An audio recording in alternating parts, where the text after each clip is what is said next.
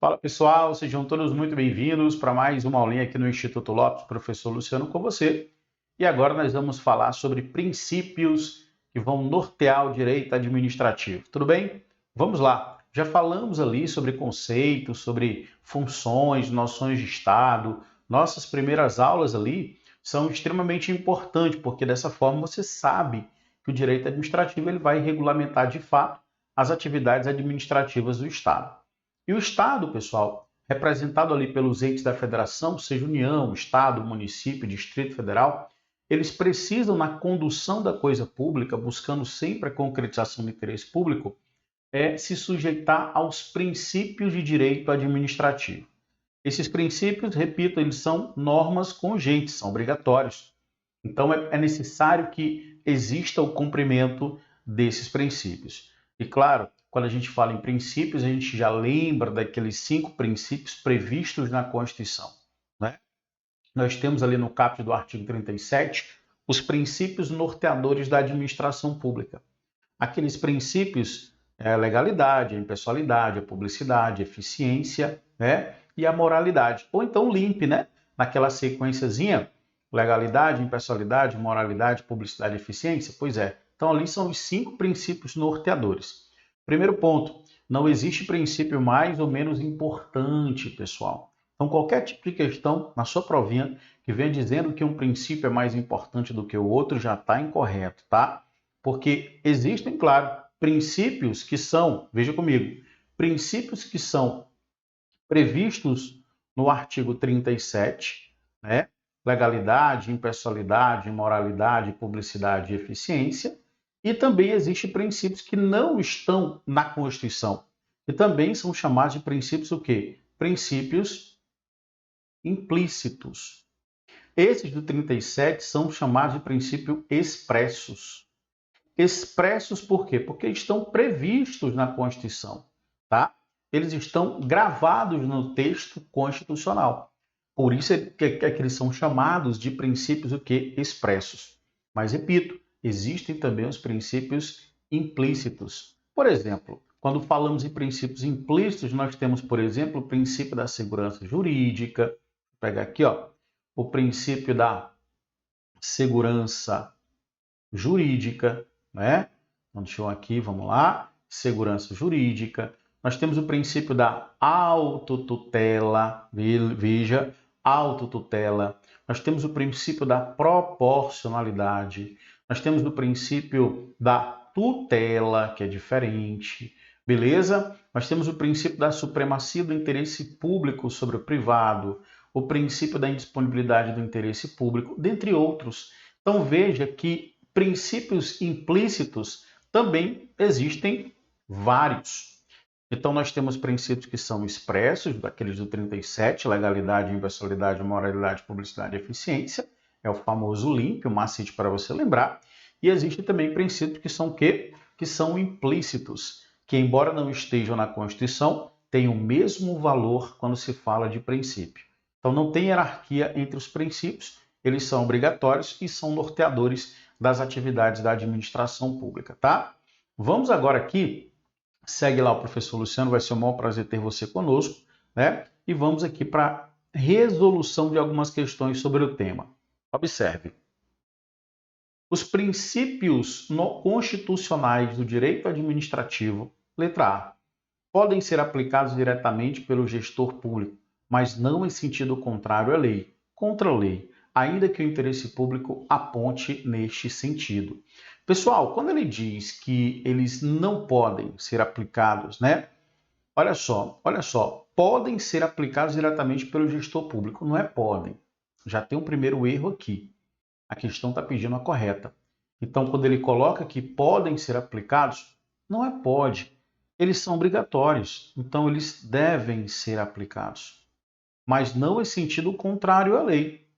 Veja, quando falamos em princípio, nós temos ali que eles vão complementar as fontes do direito, tá? Então, o princípio é importante. Claro que a lei é importante, ela é tão importante quanto os princípios, tá? Mas não há o que se falar, por exemplo, em princípio contrariando lei, porque gestor nenhum pode descumprir a lei sob o argumento de estar cumprindo ali um princípio. Não pode. Os princípios, eles sempre vão estar ali sendo aplicados de acordo com a norma. Então, quando a questão coloca aqui, ó, mas não em sentido contrário à lei, já está errado. Porque, repito, princípio, ele é aplicado de acordo com a lei. Dentro do Estado Democrático de Direito, nós temos a lei como, digamos que, algo mais importante e não pode ser violado por nenhum princípio. Então, repito, nenhum gestor pode chegar dizendo o seguinte: nós não vamos cumprir essa lei porque o princípio diz ao contrário. Ué, estamos no Estado Democrático de Direito, então isso não pode acontecer. Tudo bem? Beleza? Então tá aí, a letra A fica errada. Vejamos a letra B. Podem justificar decisões administrativas sem a intermediação da lei, tal como aconteceu com a interpretação feita pelo Conselho Nacional de Justiça acerca do nepotismo. Beleza, eu vou contar essa historinha para vocês quando ele fala aqui de nepotismo. Nepotismo é quando, por exemplo, eu, sendo governador, eu começo a chamar várias pessoas da minha família ali para ocupar cargos, ainda que comissionados. Isso não pode. Nepotismo viola, contudo, o princípio da moralidade administrativa. Quando falamos em moralidade, eu preciso que vocês entendam que quando falamos em moralidade, é uma moralidade administrativa na medida em que os comportamentos dos gestores precisam ser éticos. E todas as vezes que eu escolho uma pessoa da minha família para compor ali um determinado grupo de pessoas que deveriam ser escolhidos sob ponto de vista técnico, eu estou sim violando a moralidade. E o Supremo Tribunal Federal, ele vai trazer a ideia do nepotismo exatamente por conta da ideia relacionada à moralidade. Então, para o Supremo Tribunal Federal, a prática do nepotismo, antes de mais nada, viola o princípio da moralidade, que é um princípio expresso. Beleza? Então, aqui eu tenho o nosso gabarito. Bora ver aqui as demais? São enumerados taxativamente no caput do 37. Essa expressão taxativamente está errada, galera. Sabe por quê? Porque os princípios, eles não se resumem àqueles 5 princípios do 37. Eu tenho legalidade, impessoalidade, moralidade, publicidade e eficiência, mas nós vimos que existem outros princípios além daqueles que estão ali. Por isso que aquele rol de princípios é um rol exemplificativo. Então fica errado também. Letra D. Não se limitam à lista 37, embora impliquem ontologicamente comandos genéricos incapazes de vincular positivamente a ação administrativa. Realmente ele começa correto, porque realmente os princípios não se resumem àqueles 5 do 37. Todavia, quando ele fala que os comandos, os comandos principiológicos, eles são incapazes, olha aí, ó, incapazes de vincular positivamente a ação administrativa. Não, pessoal. Claro que não. Os princípios nós vimos que são normas congentes. Eles têm que ser aplicados, eles são obrigatórios. Beleza? Então fica errado aí essa questão. Beleza, bora ver aqui a letra E. São imponderáveis, porquanto enunciam máximas fundamentais para a compreensão do direito administrativo. Errado também. Então, os princípios constitucionais, letra B de bola, é o nosso gabarito.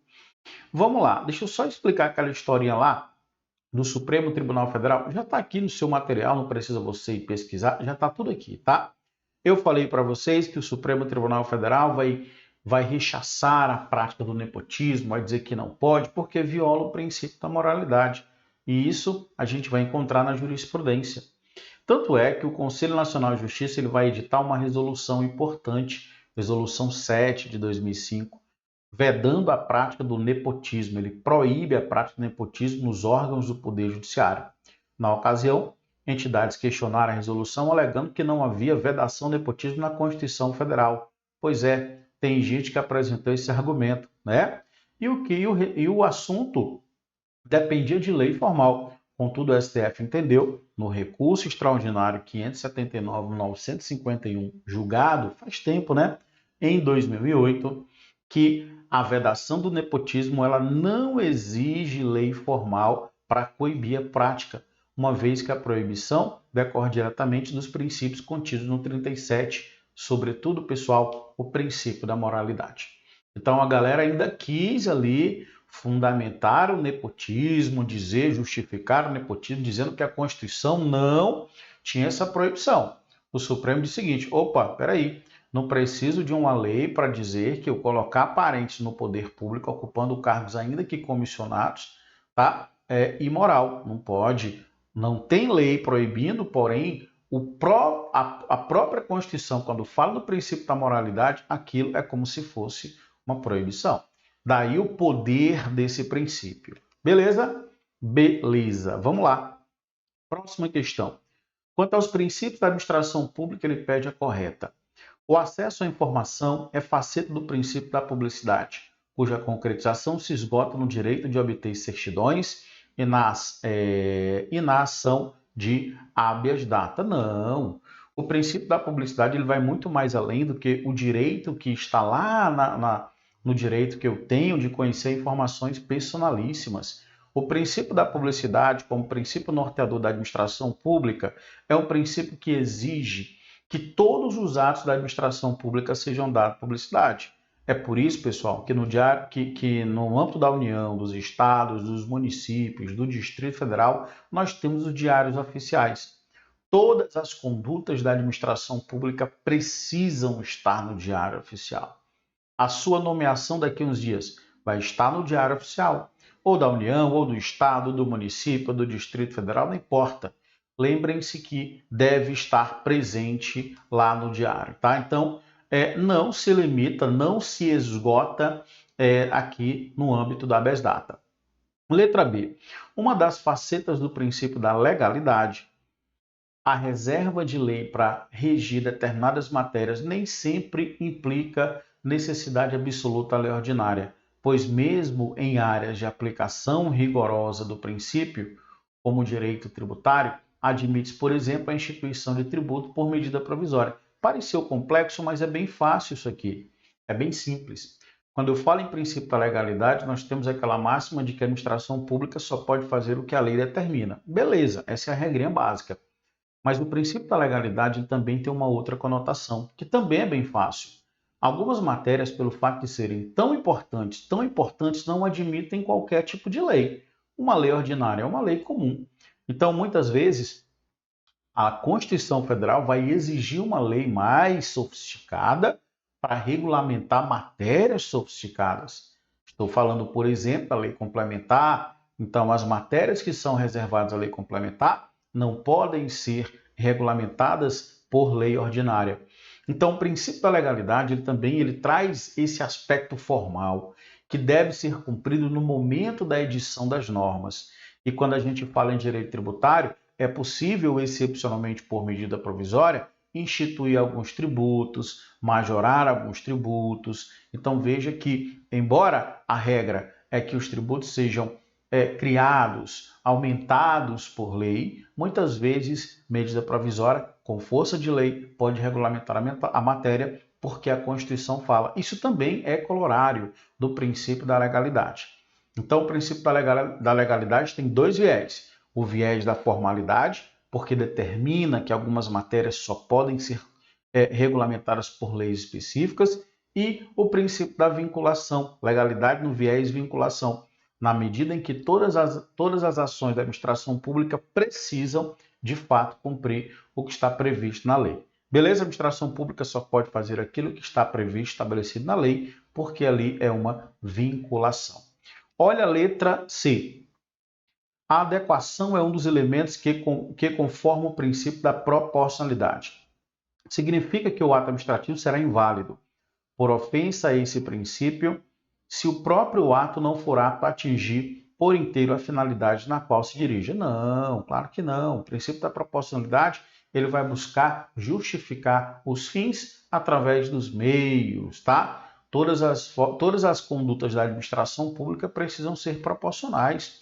Então, por exemplo, se o servidor ele chegou atrasado, não vou aplicar uma demissão, porque existe uma desproporção na conduta que é leve, na punição que é grave. Isso não pode. Até mesmo a própria legislação vai trazer para a gente que, no caso de ausências injustificadas, atrasos, não cabe uma punição tão severa, cabe uma punição mais branda. Então, repare que aí eu tenho uma proporcionalidade entre o fim e o meio aplicado. Então, ficou errado aí. Letra D. Em decorrência do princípio da segurança, candidatos empossados em cargo público em virtude de tutela de urgência não devem ser afastados. Nada a ver, tá, pessoal? A segurança que a gente fala aqui no direito administrativo é a segurança dos atos da administração pública. A administração pública, quando cria ali os atos da administração pública, eles não podem violar a lei, não podem violar o direito adquirido. Então, nada a ver com o que traz aqui a letra D. E a letra E, pessoal, o princípio da supremacia do interesse público, né, implica que o interesse privado é intrinsecamente oposto ao interesse público. Não é isso.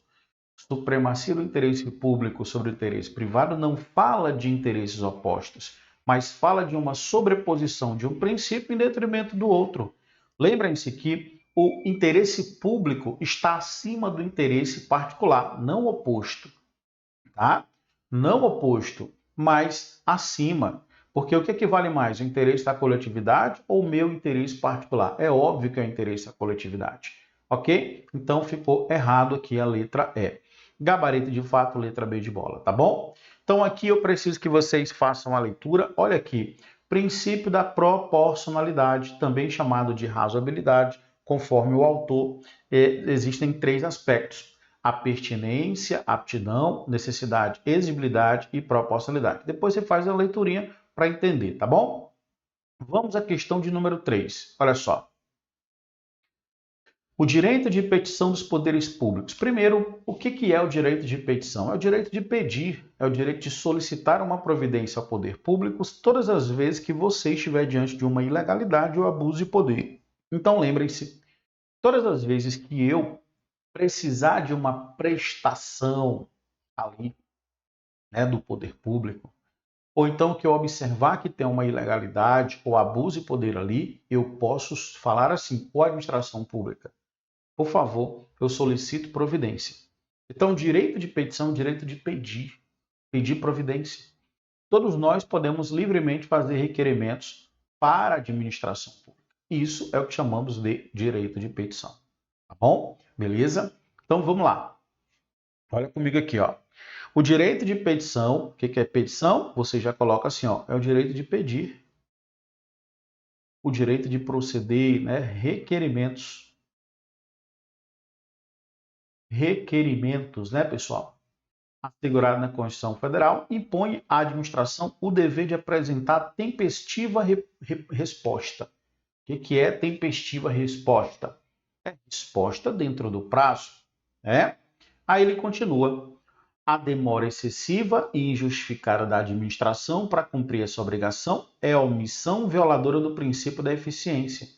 Segundo o STJ, por colocar em xeque a legítima confiança do cidadão comum deposita na atuação da administração pública, tal princípio também atenta contra o princípio da... Olha que questão excelente, pessoal.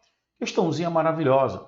Uma questãozinha que diz assim: a administração pública precisa dar uma resposta para o cidadão todas as vezes que ela for interpelada. Então, eu tenho o direito de manifestar ali a minha indignação, fazer requerimento, pedir alguma providência diante de uma ilegalidade ou abuso de poder. Eu tenho esse direito. E o Estado tem o dever de me entregar uma resposta tempestivamente. O que significa esse tempestivamente? É dentro de um prazo que seja razoável. Também não adiantaria, por exemplo, eu fazer um pedido para a administração pública e ela me entregar uma resposta depois. Não pode. E aí, quando a administração pública ela não me entrega a resposta dentro do prazo, ela foi omissa, concorda? Então, a administração pública ela coloca em xeque a confiança que o cidadão comum deposita na administração pública. Isso aqui é decorrência do princípio da moralidade. Ou seja, pessoal, a administração pública ela é imoral. A administração pública ela contraria a moralidade todas as vezes que eu solicitar uma providência e ela simplesmente fazer ouvido de mercador. A administração pública ela tem o dever legítimo de me entregar ali aquela prestação, aquela resposta. Se não faz, viola o princípio da moralidade. Então aqui, ó, violou a confiança. A confiança, isso cai bastante. Muita gente, né, infelizmente erra, não é o seu caso. Beleza, pessoal? Então tá aí essa questãozinha resolvida.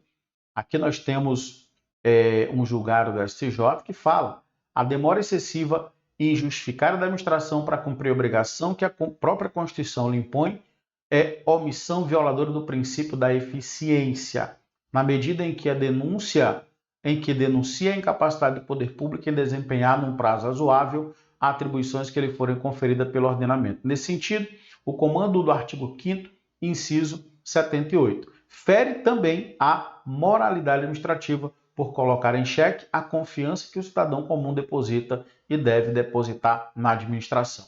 Então, a violação, né, princípio da confiança, quando eu peço ali uma resposta e o poder público não me dá, e viola também o princípio da eficiência. Ou seja, pessoal, todas as vezes que eu pedi uma solução para o Estado e o Estado não me entrega num prazo razoável, o Estado violou o princípio da moralidade e o princípio da eficiência. Beleza? Eu encerro esse bloquinho, me encontro você no próximo. A todos bons estudos. Tamo junto.